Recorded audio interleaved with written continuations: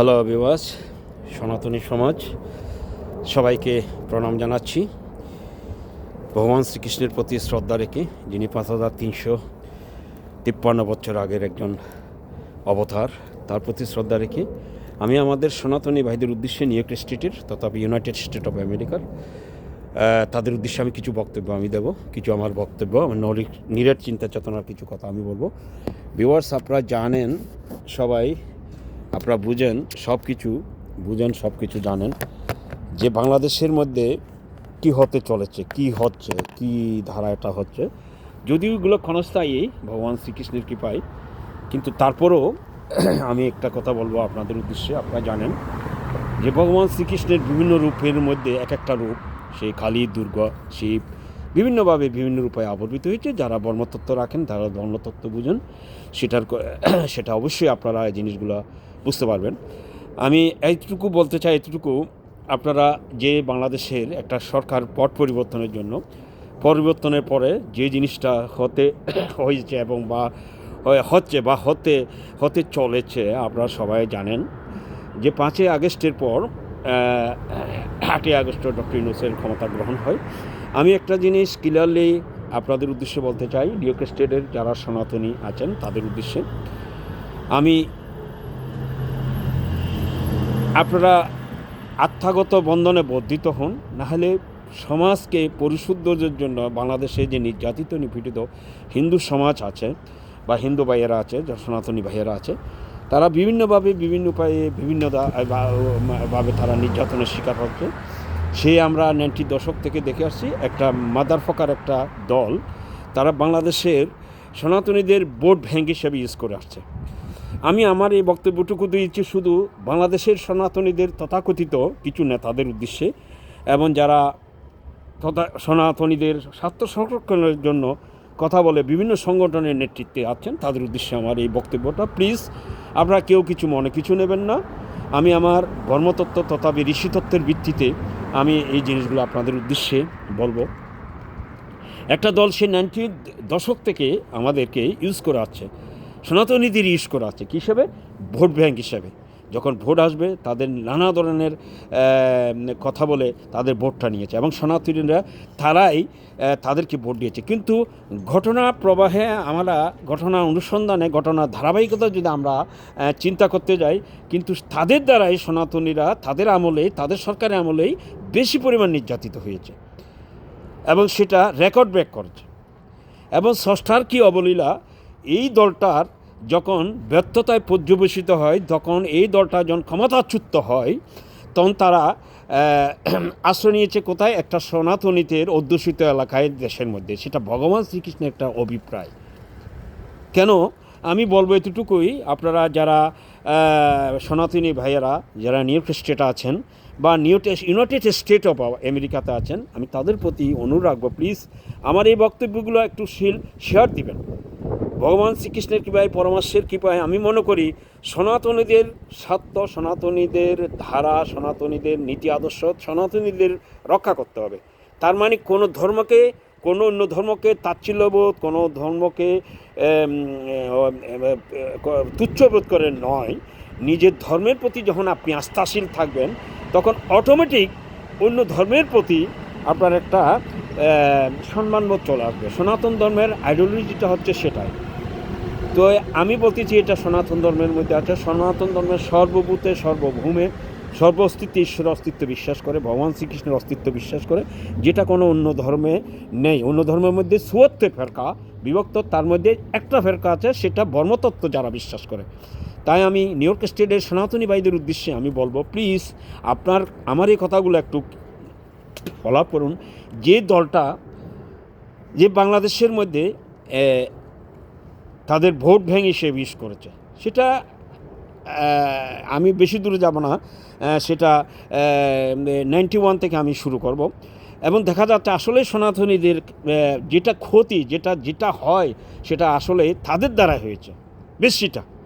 আমি সেটাই বিশ্বাস করি, এবং সেটাই আমি আঙ্গুল দিয়ে দেখে দেবো। আপনারা দেখুন, আপনারা সেই কুমিল্লা যে কোরআন শরীফ দেওয়ার মারফত এই জিনিসটা একটু খেলে, আমি কিন্তু অনলাইনে কিন্তু বলেছিলাম, সেই মাদারফকার আসাদুজ্জামান কামাল যে আসলে অন্তর্হিত অবস্থা রয়েছে সে একজন বদমাশ ছাড়া আর কিছু নয়।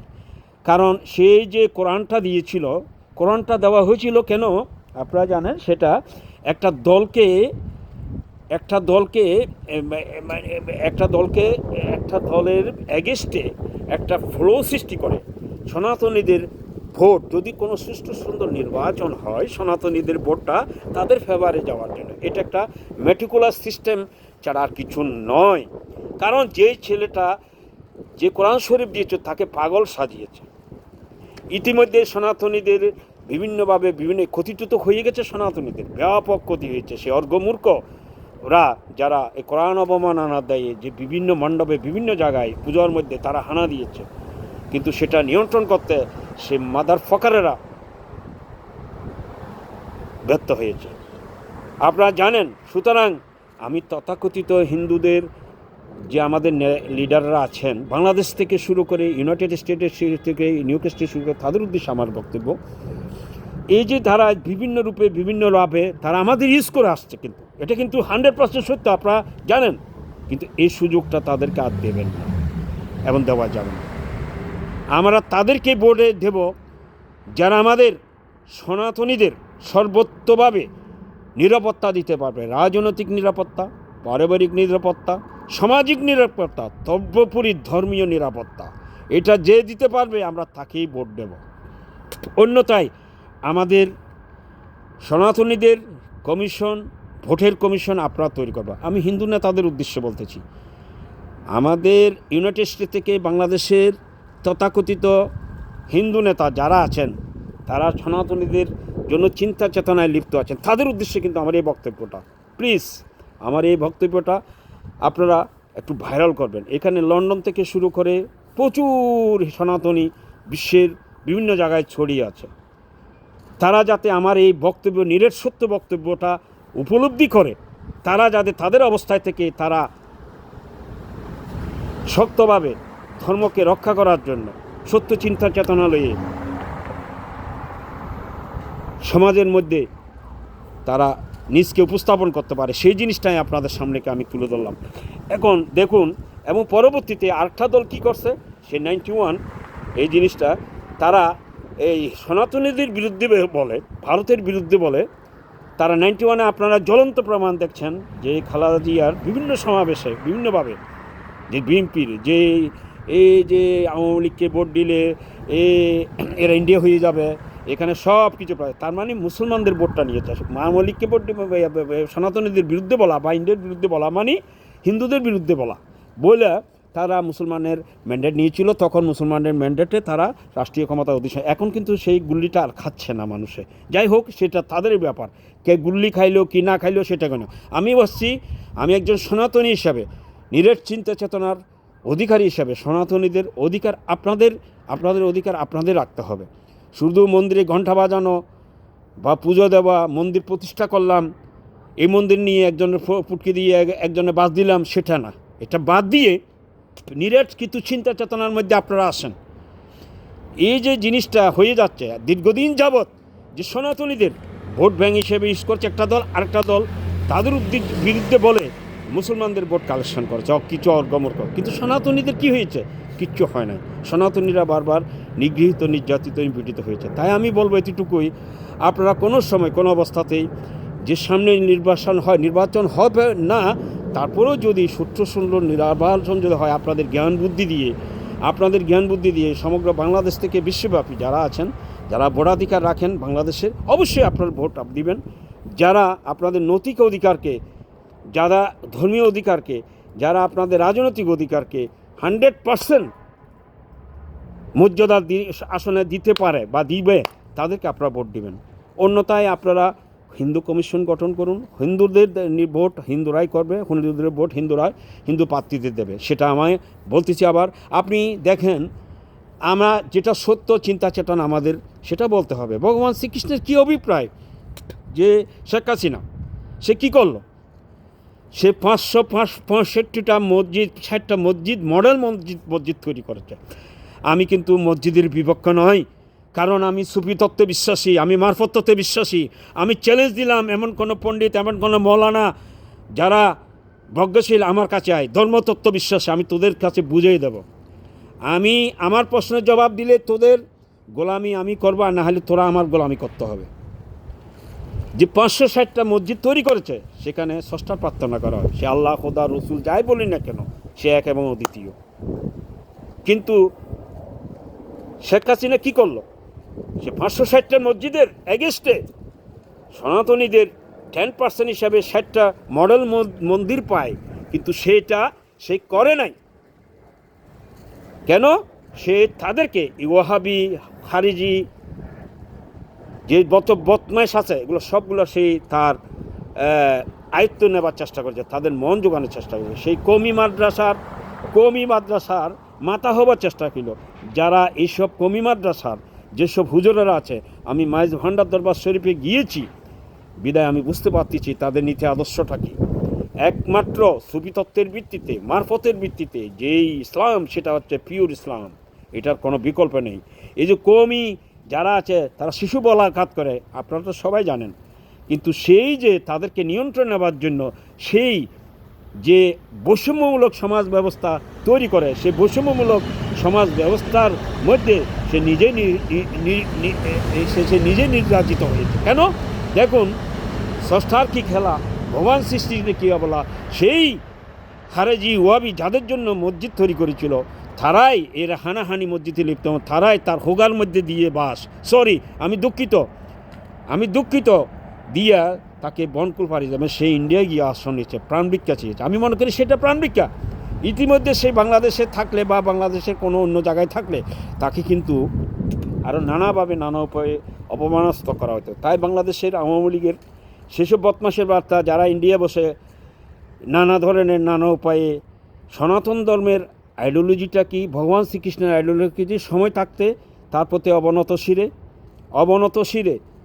শিরে মানি সনাতন ধর্ম গ্রহণ করে না, শ্রীকৃষ্ণের আইডিওলজিটা স্টাডি করো এবং সে অনুপাতে আবার নিজকে পরিশুদ্ধত করো। আমি শেখ হাসিনার উদ্দেশ্যে বলতে চাই কথাটা, কারণ এই জন্যই, কারণ সে বৈষম্যমূলক ব্যবস্থা নিয়েছিল বিদায়, এবং তার নির্মম পরিণতি হয়েছে। কি হয়েছে জিনিসটা? তার আমলে এই সনাতনীরা যথার্থ পরিমাণে নিগৃহীত, নিষ্পেষিত হয়েছে। বারবার তাদের দ্বারা, তাদের সরকার আমলে হয়েছে, যেটা অন্য কোনো সরকার আমলে হয় নাই। তা আমি বলবো সনাতনী ভাইয়েরা, আপনারা যারা নিউ ইয়র্ক স্টেটে আছেন বা যারা অন্য কান্ট্রিতে আছেন, ফরেন কান্ট্রিতে আছেন বা ইউনাইটেড স্টেটে 50টা অঙ্গরাজ্যের মধ্যে আমাদের সনাতনী দ্বারা অনেক আছে। আপনারা জানেন চিন্ময় কৃষ্ণ দাস প্রভু যে সনাতন ধর্মের নয়, সে সর্বভূতের সর্বভূমে ঈশ্বরের অস্তিত্বের কথা বলতে গিয়ে একটা জনসমাবেশ করেছিল। আপনারা জানেন, কয়েকটা বিভাগীয় জনসমাবেশ সেই নৈতিকতার আদর্শকে ছড়িয়ে দিয়েছিল। আপনারা একটু খেয়াল করবেন, যারা বর্মতত্ত্ব বুঝেন, যারা ঋষিতত্ত্ব বুঝেন, আমি সেটা বুঝি। উনি বলেছিল, দেখুন, সর্বভূতের সর্বভৌমে ঈশ্বর একেবারে অদ্বিতীয়। তিনি বিভিন্ন রূপে, বিভিন্নভাবে, আল্লাহ রূপে, রসুল রূপে, খোদা রূপে, যেটা বলি না কেন, তার কোনো দ্বৈত সত্তা নেই। যিনি 5030 বছর আগে সেই বিশ্বকে 20,000 বছর সে বিশ্ব পরিচালিত করে আছে, তার কিছু নৈতিক চিন্তা চেতনা সেই জনসপক্ষে তুলে ধরতে গিয়ে তাকে রাষ্ট্রদ্রোহিতা সামিল করে, রাষ্ট্র অবমাননার, জাতীয় পতাকা অবমাননার সামিল করে তাকে অন্তরিত করা হয়েছে। আমি বলতে চাই সনাতনী সেই তথাকথিত নেতাদের উদ্দেশ্যে, আপনারা এর ব্যাপারে কী ব্যবস্থা নিলেন? সেই অসুখে কষ্ট পাচ্ছে, সেই রোগে কষ্ট পাচ্ছে, কিন্তু আপনাদের কোনো নৈতিকতা বোধ নেই। আপনারা এখানে গাড়ির মালিক, বাড়ির মালিক, বিভিন্ন জায়গায় বিভিন্ন উপায়ে 10টা 20টা, আপনি কি শ্মশানে নিয়ে যাবেন? আপনারা কোনো মুহূর্তে কোনো অবস্থাতের মধ্যে একটা ফান্ড ক্রিয়েট করতে পারছেন অনলি ফর $2 এভরি সনাতনী। এটা নেতৃত্ব দিয়ে কিভাবে টাকাটা কিভাবে এই টাকাটা, আমি মনে করি সেটা একটা এই সনাতনী প্রভুর প্রতি প্রণামী ছাড়া কিছু নয়। কারণ সেই ভগবান শ্রীকৃষ্ণের সাথে জন্য সে লীন হয়ে গেছে, যেগুলোর জন্য মানুষ দেওয়ানা, মানুষ পাগল হয়ে যায়। কাম ও ক্রোধ ও লোভ ও মোহ মৎসত্বকে নিশ্চিত করে নিরামিষ আহারের মধ্যে দিয়ে, সেটা মাইজ ভান্ডার দরবার শরীফে গিয়েছি বলে আমি জানতে পেরেছি। সে বর্মতত্ত্বটা, সুফিতত্ত্বটা সে নিজকে বিলীন করে দিয়েছে। সে তার কথার মধ্যে একটা জিনিস খেয়াল রাখবেন, আপনি ভিডিওটা টেনে দেখবেন, যখন চট্টগ্রামের একটা অনুষ্ঠানে সমাবেশে যখন আজান হয়, তখন উনি বলছে, যিনি সর্বভূতের সর্বভূমে এক এবং দ্বিতীয় প্রভু, সপ্তলোকের সত্তাধিপতি, কত হাজার ভূমণ্ডল উনার কাছে আছে উনি জানে। তার আরেক রূপে তিনি আরেক ধারায় মানুষের কাছে অবতীর্ণ হয়েছে। তার এখন প্রার্থনা শুরু হয়েছে, আপনারা কিপ অফ সাইলেন্স, আপনার সমাবেশ স্থল ত্যাগ করুন। এটার কিন্তু যথার্থ একটা মর্মাহত্ব আছে। সেটার বিশ্লেষণ দিয়েছে রমেশ ভান্ডার দরবার শরীফের একজন সুফি সাধক, সেই ওর কথাটার বিশ্লেষণ দিয়েছে। কারণ এগুলো বুঝার সাধারণ মানুষের কোনো অবকাশ নেই, এগুলো বুঝার। যে খারিজি, ওয়াবি, কৌমি এরা তো বুঝবে না, কিন্তু সাধারণ কোনো হিন্দু এরা বুঝবে না। কেন এই কথাটা বলতে পারে? হয় আজানের প্রতি শ্রদ্ধা, আল্লাহর প্রতি শ্রদ্ধা জানাইছে। আল্লাহ যাকে আমরা দেখি না, ভগবান শ্রীকৃষ্ণকে কি দেহদারি আসছে, যাকে আমরা দেখি না, সে অলৌকিক এক শক্তি, তার বর্ণনা দিয়েছে, যার দ্বারাই পৃথিবী নিয়ন্ত্রিত হয়। তো আসুন বিবাস, আমরা নৈতিকতার আদর্শে আমরা আত্মার বন্ধনে বর্ধিত হই। আমরা জাতি চিন্তা করব না, আমরা গোত্র চিন্তা করব না, আমরা ধর্ম চিন্তা করব না। ধর্মটা যার পার্সোনাল, মানবতা সবার উপর। তাই আমি বলবো, যারা এই সনাতন সমাজে নেতৃত্বে আছেন, বিভিন্নভাবে বিভিন্ন সংগঠনের সাথে জড়িত আছেন, সংগঠন হোক, লক্ষাধিক সংগঠন হোক, লক্ষাধিক মন্দির হোক, কিন্তু আমাদের আত্মার বন্ধন হবে এক এবং অদ্বিতীয়। এটা নিয়ে তো দূরে থাকতে পারে না। আপনারা যার অবস্থানে তার এখানে অনেকে প্রতিষ্ঠিত, কিন্তু আপনাদের মানবিক কার্যক্রমের কিছু নমুনা আমি এই পর্যন্ত পেলাম না। কেন? দেখুন, যে চিন্ময় কৃষ্ণ দাস প্রভু, সেই রোগে শোকে কষ্ট পাচ্ছে, কিন্তু শিওর 100% তাকে উদ্ধারের জন্য ইন্টারন্যাশনালি কোনো লয়ার নিয়োগ করার জন্য আপনাদের কোনো অর্থনৈতিক কোনো পার্টিসিপেশন বা সামাজিক কোনো পার্টিশন আপনারা দেখলাম না। আপনারা সংগঠন করেন, এই বিভিন্ন জায়গায় বক্তব্য দেন, হিন্দুদের অধিকার নিয়ে কথা বলেন, কিন্তু প্র্যাকটিক্যালি তো আপনারা কিছু করেন না, করতে দেখা যায় না। তাই আমি বলবো, প্লিজ, আমি এই ভিডিওটা তৈরি করেছি বাংলাদেশ হিন্দু মন্দিরের সামনের থেকে, যেটা এই ইউনাইটেড স্টেট অফ আমেরিকার তখনকার দিনের মধ্যে এটা অত্যন্ত দুরূহ একটা কাজ ছিল। যারা এই হিন্দু মন্দিরের সাথে জড়িত আছে বা ছিল, যারা প্রয়াত হয়েছে, তাদের আত্মার প্রতি আমি শ্রদ্ধা জানাচ্ছি। তা আমি বলবো, আপনারা মন্দির, মঠ, সংগঠন বা পূজা এগুলো নিয়ে কোনো অন্তঃকলহে লিপ্ত হবেন না, প্লিজ।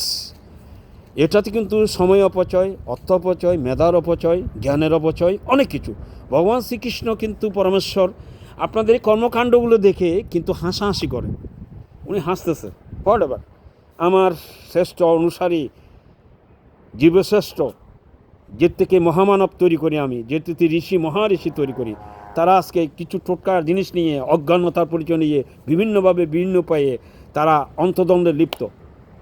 তো আপনাদের কিন্তু এগুলো কিন্তু অভিসম্বাদের দাবি হবেন। প্লিজ, আমি বলতে চাই এতটুকু, আপনারা যার অবস্থানে থেকে হিন্দুদের একত্রিত করুন। মন্দির বিবেচনা করবেন না, সংগঠন বিবেচনা করবেন না। আমি দেখলাম ওম শক্তি মন্দির একটা সংগঠন, আমি এদিন কিছু কথা বলি নাই, কিন্তু আমার এই কথাগুলো কিন্তু সেদিন বলা উচিত ছিল, কিন্তু বলি না। এই জন্য আমরা দেখলাম একটা সংগঠনের, ইউনাইটেড হিন্দুস অফ আমেরিকার একটা বার্ষিক সাধারণ সভা অনুষ্ঠিত হয়েছে। দেখলাম এখানে আমরা যে পরিমাণ হিন্দু আমরা আছি, কিন্তু সেই পরিমাণ হিন্দুর 50 ভাগের 1 ভাগও যদি অনুষ্ঠানে উপস্থিত থাকে, তাহলে 100 ভাগের বা 200 ভাগের 1 ভাগও যদি হিন্দুদের উপস্থিত থাকতো, তাহলে আমাদের 3 থেকে 400 হিন্দু হতো। কিন্তু না, সেটা হয় নাই এই জন্যই, কারণ তারা আইপিও ডোন্ট মাইন্ড, তারা অন্তকলহে লিপ্ত, অন্তদ্বন্দ্বে লিপ্ত, প্রভাগণ্ডাতে লিপ্ত। কার ভাষার মধ্যে কীভাবে কী গন্ধ আছে সেটা নিয়ে তারা খুঁজতে ব্যস্ত। তাই আমি মনে করি, ভগবান শ্রীকৃষ্ণের কৃপায় আপনারা সবাই একত্রিত হন। এই চিন্ময় কৃষ্ণ দাস প্রভুর ব্যাপারে তাকে কীভাবে আমরা উদ্ধার করতে পারি, এখানে কোনো অবস্থায় পট পরিবর্তন হলো, দেখবেন যে চিন্ময় কৃষ্ণ দাস প্রভু, আমার মনে হয় না সে সঠিক সুন্দর বিচার পাবে। আমি সেটাই বিলিভ করি। তো আসুন, সনাতনীদের স্বার্থ, সনাতনীরা রক্ষা করার জন্য আমরা একত্রিত হই। আমরা সবাই সবার জন্য আশীর্বাদ কামনা করি, সবার জন্য আমরা প্রার্থনা জানাই, সমগ্র বিশ্বজগতের জন্য প্রার্থনা যায়, যেটা সনাতন ধর্মের বোন আইডিওলজি, এখানে কোনো ধর্ম নেই, কোনো গোত্র নেই। আমি একটা জিনিস খেয়াল রাখছি, মানুষের এটা অজ্ঞতার পরিচয়। বাংলাদেশ ওমশক্তি মন্দিরে আমি একটা জিনিস দেখলাম, 2-3 জন মুসলমান, আমি একটা কীর্তনের মধ্যে তারা যেতেছিল, আমাকে তখন দেখে বলল যে দাদা আমরা একটু প্রসাদ নিতে পারি, হোয়াই নট। কিন্তু তারা বলতেছে, তারা একবার প্রকাশ করলো, হয়তো আপনি বলছেন কেন আমি নিতে পারবো না, এটা সকল না, আমরা খেয়েছি। কিন্তু দেখা যায় দাদা, আমি অনেক সময় দেখছি আমার বেশভূষ দেখে, আমাদের একটা বেশভূষ বলতে আমাদের ধারী থাকে, এটা তো ইসলাম ধর্মের একটা জিনিস, কিন্তু অনেকে আমাদের রিফিউজ করে চলে এখানে মন্দিরের মধ্যে। দেখুন দেখুন সনাতন ধর্মের আইডিওলজিটা কী দেখুন। তো এই যে সনাতন ধর্মের কিছু অর্ঘমূর্খ মানুষ যারা ধর্মকে ডেভিডেশন করে, হ্যাঁ আমি মানলাম তাদের মধ্যে অনেক অনৈতিক ব্যক্তি আছে, কেন আমি তাদেরকে তাচ্ছিল্যবোধ করে দেখব? এখানে এসে অনেকে মুসলমানের ঘরে অবস্থান নিয়েছে, মুসলমান হিন্দুর ঘরে অবস্থান নিয়েছে জীবন সংগ্রামের জন্য। আপনারা জানেন আমার একজন নিকটাত্মীয়, ইনি এখন প্রতিষ্ঠিত একজন ফিগার, উনি এসে প্রথমে এক মুসলমান ফ্যামিলিতে উঠেছিল, অনেক দিন মুসলমানের সহযোগিতা নিয়েছে, কেন? তার হিন্দুত্ব তো কোনো জায়গায় যায় নাই, সেটাই নিয়ম। তো যে কোনো কিছুর ব্যাপারে আমরা আসলে জ্ঞানের অধিকারী হয়, জ্ঞানকে আমরা কাজে লাগাবার চেষ্টা করি এবং সেটা দিয়ে বিশ্বকে আলোকিত করি। সবাই যার যার অবস্থানে ভালো থাকবেন, সুন্দর থাকবেন, এই প্রত্যাশা রইল। সবাইকে অশেষ ধন্যবাদ। ভিডিওটা ভালো লাগলে প্লিজ একটু শেয়ার দেবেন। আমি কোনো ব্যক্তিকে, কোনো গোষ্ঠীকে, কোনো ধর্মকে বা কোনো জাতিকে উপরে তোলা বা নিচে তোলা, নিষ্পেষিত করার জন্য আমার এই বক্তব্য নয়। আমার বক্তব্য হচ্ছে সর্বজনীন, সর্বভূতে সর্বভূমে ঈশ্বরের অস্তিত্বকে বিশ্বাস করা, সপ্তলোকে সপ্তাধিপতির প্রতি শ্রদ্ধা রেখে আমি বক্তব্য দিয়েছি। সবাই ভালো থাকবেন, সুন্দর থাকবেন।